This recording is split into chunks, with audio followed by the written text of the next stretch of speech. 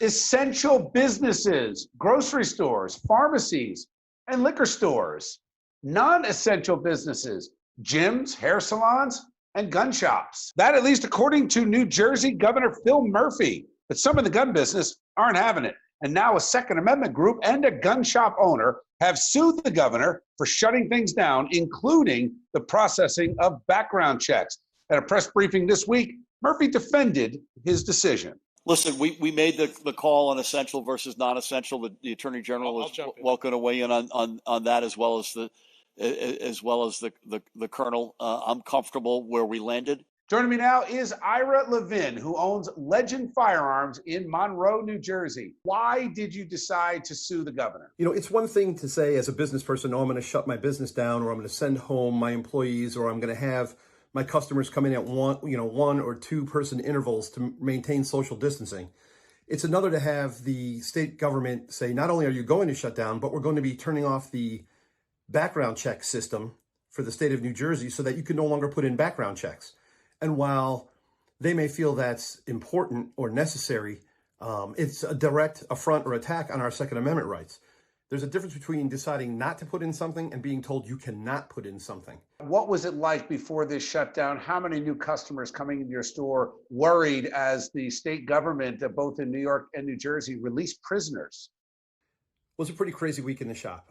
We saw a lot of new faces. I have a pretty regular clientele, and these were people I hadn't seen before. I can tell you this, that there was a palpable feeling of fear in the store. People were buying rifles and shotguns because they were convinced they were going to need something to defend themselves and their family against someone who either wanted to come in and take something that they had they couldn't get. Ira, thank you again for joining me tonight, and good luck to you. We'll certainly stay in touch. All right, let's bring in our A-plus panelist and legal expert, former prosecutor and now defense attorney, Bob Bianchi. Good to see you, Bob. How are you? Good, Bill. How are you? So, Bob, beyond the specifics of this case, there's going to be a lot that unfolds over the next few days and weeks. I want to ask you about suing over constitutional rights. We've had a nationwide, effectively, shutdown when it comes to business, gatherings, et cetera. This is the Second Amendment. But what about the First Amendment? Is this a legitimate way to go after government? Well, let's look at all of our amendments, as a matter of fact. What we're dealing here is obviously a national crisis, and governments have the right to be able, for the safety, welfare of their people, to take draconian actions in order to abate that threat. Nevertheless, it comes into tension with the Constitution. And essentially what the law says is that citizens can sue its government under 42 U.S.C. 1983, Bill. I know you didn't expect me to know that statute right off the top of my head. I did. I knew you would.